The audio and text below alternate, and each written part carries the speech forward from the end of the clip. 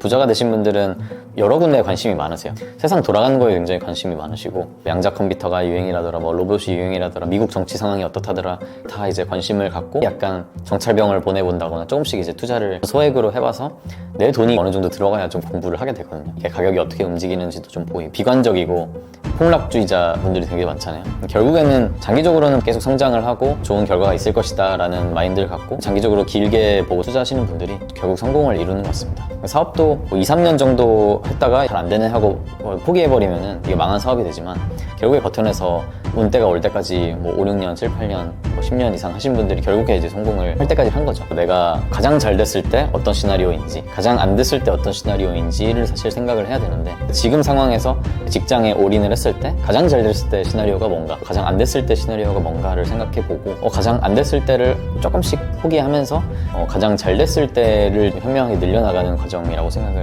하거든요. 네, 안녕하세요. 이번에 파이어드 부의 해방일지를 공동 집필한 한정수 작가입니다. 저는 이제 개인 투자자이자 방송 제작자로 활동을 하고 있고요. 유튜브 세상학개론이라는 이제 작은 채널을 하나 운영하고 있습니다. 많은 직장인들이 열심히 일해도 왜 부자가 되기 힘든 걸까요? 어떻게 해야 부자가 될 수 있는 건가요? 어떻게 보면 돈을 벌려고 하는 그 관점에서 모두에게 똑같이 주어지는 이제 시간과 젊음이라는 자산을 돈과 뭐 명예, 뭐 커리어 이런 걸로 치환하는 과정이라고 생각을 하거든요. 그래서 내 시간을 어디에 투자할 것인지 의사결정을 하는 게 사실 부자가 되는데 가장 좀 중요하다고 생각을 하는데, 사실 뭐 직장인분들 얘기를 해주셨지만, 직장인이라는 거는 결국에 이제 내 시간을 팔아서 이제 돈을 받는 거잖아요. 정해진 만큼의 시간을 팔아서 정해진 만큼의 이제 돈을 이제 얻는 게 이제 직장이라는 건데, 어떻게 보면 안정적이고 굉장히 좀 하방이 좀 막혀있는 이제 구조이지만, 반대로 이제 상방이 좀 막혀있기도 하거든요. 아무리 좀 직장에서 잘해도 좀 큰 돈을 벌기는 좀 어려운 그런 구조다 보니까, 이 내 시간이라는 자산, 내 시간과 노력이라는 자산을 구조적으로 상방이 막혀있는 직장에 전부 투자할 것이냐, 그렇게 하고 있는 사람들은 사실 로또를 이제 사지 않았는데 로또가 왜 안 되지? 라고 걱정하는 거랑 저는 비슷하다고 생각을 해요. 그래가지고 조금 내 시간을 어떻게 잘 투자할지, 좀 시간의 벤처 투자를 저는 좀 해보셨으면 좋겠습니다. 그래서 직장에만 내 모든 걸 투자해서 하는 게 아니라 조금 상방이 열려있는, 좀 리스크가 있고 하방이 좀 있더라도 상방이 열려있는, 예를 들어서 뭐 투자나 사업 같은 거를 조금씩 공부해보고 좀 트라이 해보면서 이제 전체적인 성장률을 높이는 게 가장 중요하지 않나 라고 생각을 합니다. 그렇다면 돈을 모으는 것 말고 어떻게 해야 부자가 될 수 있을까요? 모으시는 분들은 사실 투자를 안 하고 있다고 생각하면서 이제 계속 저축하고 적금 드시는 분들이 되게 많으신 것 같은데, 사실 저는 돈을 모으는 행위라는 거는 결국에 현금에 투자하는 거라고 생각을 해요. 현금도 저는 자산으로 저는 보고 있기 때문에, 사실 나는 투자 안 하고 있어, 나는 적금만 하고 나는 저축만 해 라고 생각하시는 분들은 사실은 투자를 하고 있는 건데, 그 투자를 이제 현금이라는 자산에만 하고 있는 거죠. 사실 생각해 볼 게, 내가 만약 미국에서 태어난 미국인이었으면 내 전 재산을 대한민국이라는 나라의 화폐에 투자를 했을까? 라고 생각을 해보시는 시간이 되게 좀 중요할 것 같고, 그러니까 화폐에만 투자한다는 거는 뭐 가치는 유지되는 것처럼 보이지만, 화폐를 계속 찍어내고 물가가 계속 오르면서 가치가 확정적으로 점점 줄어드는 자산에 투자를 하는 거나 다름이 없거든요. 그래서 좀 리스크가 없다고 생각할 수 있지만, 장기적으로는 뭐 리스크일 수도 있다고 저는 생각을 하고, 어느 정도는 좀 성장률이 높은, 화폐 가치 떨어지는 거 물가 상승률보다는 성장률이 높은 자산에 꼭 투자를 하시는 게 좀 중요하다고 생각을 하고, 사실 돈을 모은다는 것 자체는 저 덧셈이라고 좀 생각을 해요. 그러니까 덧셈만 해서는 결국에 부자가 될 수 없고, 처음에는 이제 뭐 1 더하기 1 해서 뭐 금방 10까지 갈 수 있지만, 나중에 1000까지 가게 되면 1씩 더해서는 진짜 뭐 10만 100만으로 가기가 굉장히 어렵거든요. 그래서 결국에는 덧셈만 하는 게 아니라 곱셈을 하는 삶으로 넘어가야만 이제 월급을 받으면서 직장인으로 사는 삶에서 좀 벗어날 수 있는 희망이 생기지 않을까라고 생각을 합니다. 부자가 되는 사람은 이 세 가지가 다르다. 어떤 게 있을까요? 세 가지만 뽑아본다면은 사실 저는 첫 번째가 행동력인 것 같아요. 일단 행동력이 굉장히 중요하고, 제가 이제 그런 얘기들을 많이 물어봐요. 이제 돈을 벌면은, 만약 로또가 되거나 투자로 이제 성공을 해가지고 한 2, 30억을 벌면은 뭐 하고 싶으시냐라고 했을 때 뭐 굉장히 다양한 답변들이 나오는데, 99%의 답변은 그거 지금도 할 수 있는 거 아니에요? 근데 왜 안 하고 있죠? 돈을 벌어야 할 수 있다. 아니면 좀 지금은 좀 안정적이지 않아가지고 좀 위험한 것 같다 라고 좀 말씀하시는 분들이 많은데, 근데 결국 그 자기가 잘하고 하고 싶어 하는 그런 일들이 결국에는 더 많은 돈을 불러오기도 하고 더 큰 성공을 불러오기도 하는데, 어떻게 보면 돈이라는 거를 좀 핑계 대고 아니면 좀 나중에 좀 자리 잡으면 하겠지라고 좀 미래의 나에게 좀 넘기는 분들이 되게 많은데, 사실 그런 것들을 당장 하는 분들이 좀 이제 베팅을 하시는 분들이 결국에 부자가 되는 것 같아요. 부자가 되었다는 거는 쉽게 말하면은 큰 상방을 얻었다는 건데, 어떻게 보면은 자본주의 사회에서는 리스크 감수에 따라서 보상이 주어지기 때문에 어떻게 보면 남들이 보기엔 하이 리스크인 것처럼 보이는 것들을 많이 감수한 분들이거든요. 그래서 그 액션을 그러니까 생각보다 뭐 하이 리스크라고 하지만 그런 거를 막 인생을 다 던지지 않고 뭐 직장 다니면서 조금씩 이제 하시는 분들은 리스크 관리를 잘하면서 할 수 있으시기 때문에 좀 행동을 먼저 좀 해봤으면 좋겠다. 그리고 공부를 많이 좀 했으면 좋겠다. 이게 좀 두 번째가 될 것 같은데,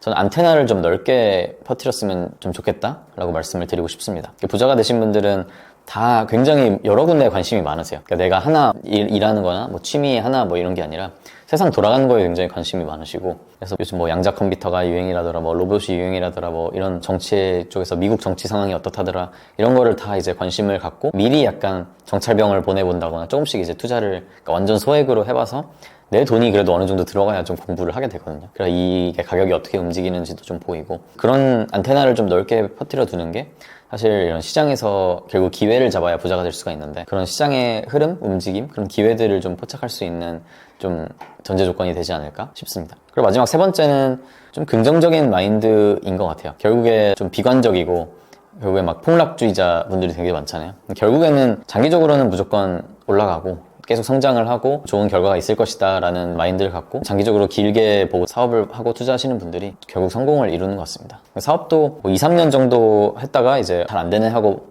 포기해버리면은 이게 망한 사업이 되지만, 결국에 그걸 버텨내서 운때가 올 때까지 뭐 5, 6년, 7, 8년, 뭐 10년 이상 하신 분들이 결국에 이제 성공을 할 때까지 사실 한 거죠. 그런 분들이 결국 성공을 하시더라고요. 그래서 그런 좀 긍정적인 마음을 갖고 장기적으로 버틸 수 있는 힘을 가진 분들이 좀 부자가 되시는 것 같아요. 그러니까 부자가 되는 거의 관점에서 저는 말씀을 드렸는데, 부자로 사는 것도 저는 완전히 다른 얘기라고 생각을 해요. 그러니까 굉장히 누구나 운이 좋으면은 부자가 될 수 있지만 그 부를 지키는 것은 또 다른 문제거든요. 그러니까 사람마다 그 그릇이 저는 있다고 생각하기 때문에, 자기의 그릇을 벗어나는 것들은 좀 선 대신 좀 악으로 채워지거나 아니면은 좀 이제 그 돈을 잃어버리는 경우도 굉장히 많은데, 어쩌면은 갑자기 돈을 벌게 되면은 내 그릇이 그 상황을 못 따라오는 경우가 굉장히 많아요. 그 돈은 갑자기 많아졌는데 내가 그 소비나 이 돈을 어떻게 쓰고 어떻게 관리할 줄을 모르는 거죠. 그래서 그런 것들을 너무 첫 해 너무 많은 의사결정을 하지 않는 분들이 좀 좋은 것 같고, 제 주변에는 그런 분도 있어요. 아예 3개월, 6개월 동안 그 돈을 아예 안 쓴 거예요. 그냥 아예 돈을 안 번 것처럼 살면서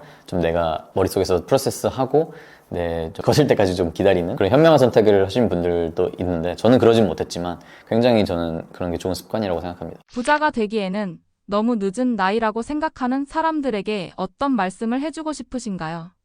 사실 저는 부자가 되는 거랑 나이랑은 전혀 사실 상관은 없다고 생각하는데, 상관이 어느 정도 있다고 착각할 수 있다고 생각을 해요. 근데 그거는 뭐 현실적인 이유 때문이겠지만, 예를 들어서 내가 결혼을 하고 좀 애가 생기고 그래서 부양할 책임질 사람들이 많아지면은, 나 혼자 결혼을 안 했을 때 혼자 리스크를 지는 것과 내가 선택을 한 거를 내 가족들이 함께 리스크를 지는 거랑 완전히 좀 다른 문제라고 생각을 하기 때문에, 사실 그런 실제 리스크보다도 좀 더 내가 크게 생각하게 되는 경향이 좀 있게 되는 것 같고, 근데 그런 거는 뭐 실제로 나이가 적어야 더 많이 성공한다 그런 게 관계가 있는 건 아니지만, 현실적으로는 분명히 그런 심리적인 장벽이 생기지 않나 라는 생각이 들기는 합니다. 하지만 그런 걸 다 떠나서 뭐 그래도 가족이 많은 만큼 더 많이 시간을 투입하고 노력을 투입하고 좀 리스크 관리도 잘 하고 뭐 그러신 분들이 좀 많다 보니까, 오히려 나이가 들어서 도전했을 때 성공률 자체는 오히려 더 높을 수도 있지 않나 라는 생각이 들어요. 사실 제가 뭐 아직 제가 40대를 살아보지도 않았고, 아직 저도 30대 중반을 이제 넘어가기 때문에 저도 좀 경험이 많이 부족해서 뭐 나이가 중요하지 않다라고 있다 없다 할 수 있는 포지션은 좀 아닌 것 같고요. 일단 제 생각은 이렇습니다. 나이와 상관없이 부자가 되는 현실적인 방법에 대해 자세하게 알려주세요.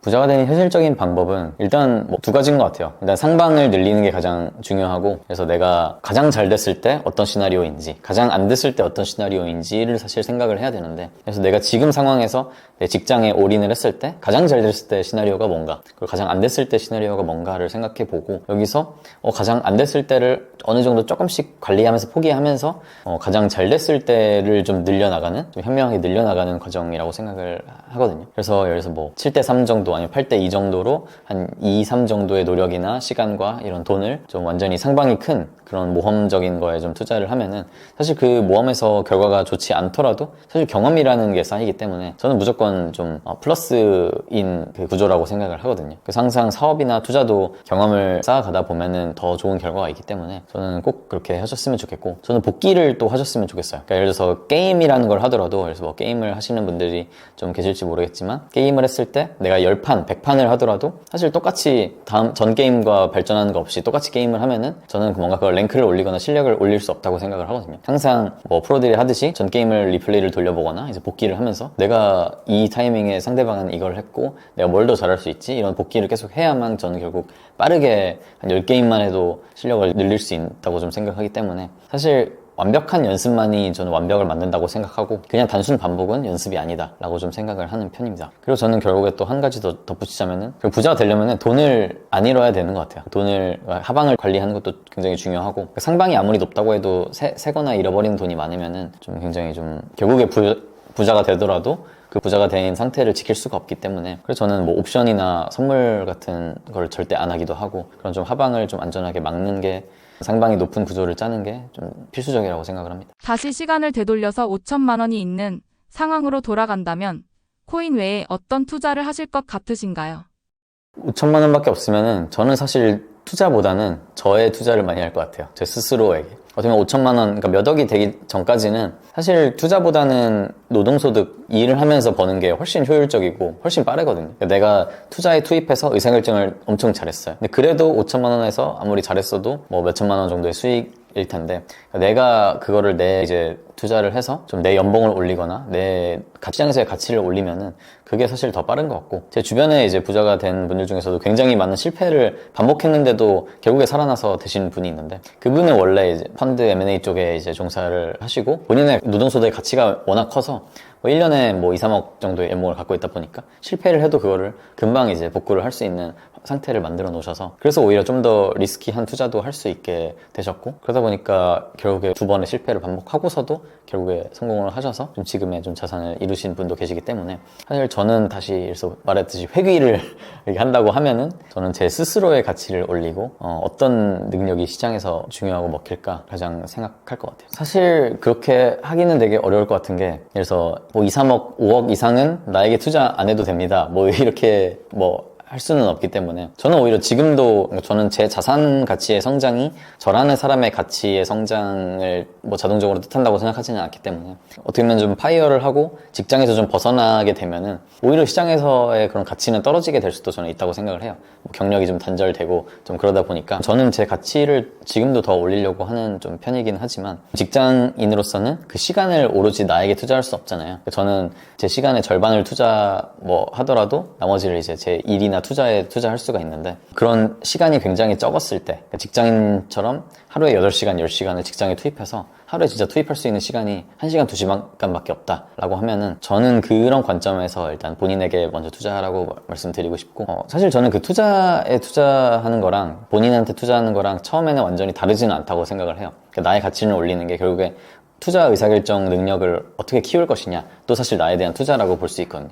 그래서 뭐 커리어에 대한 능력을 키우는 것도 있지만, 어떻게 현명하게 투자 결정을 잘 할 것이고, 내 감정을 좀 잘 다스리고, 어떻게 보면 투자라는 게 남들의 심리를 잘 읽고 그거에 맞춰서 수익을 얻는 행위이기 때문에 좀 그런 거는 사실 평생 해야 된다고 생각을 하긴 합니다. 하지만 이제 효율이 더 나아지는 시기는 한 3억에서 5억 정도가 되면은, 그래서 그 의사결정 하나로 월급 정도가 이제 움직일 정도가 되면은 그때부터는 투자에 의사결정을 많이 쏟는 게 직장보다는 더 나을 수 있고, 근데 투자하는 분야에 따라 완전 다를 것 같아요. 그러니까 부동산이나 이런 거는 의사결정이 굉장히 좀 페이스가 길고 한 달에 여러 번 할 필요가 없기 때문에 그런 거는 더 길게 해도 된다고 생각을 하고, 저는 사실 안정적으로 좀 리스크 없이 하는 금액으로 생각을 한다면은 한 2, 30억은 있어야 이제 일을 아예 그냥 빵프로로 놓고서도 좀 투자에 집중해서 할 수 있지 않나 라는 생각이 듭니다. 한정수 작가님은 돈 걱정을 아예 안 하시나요?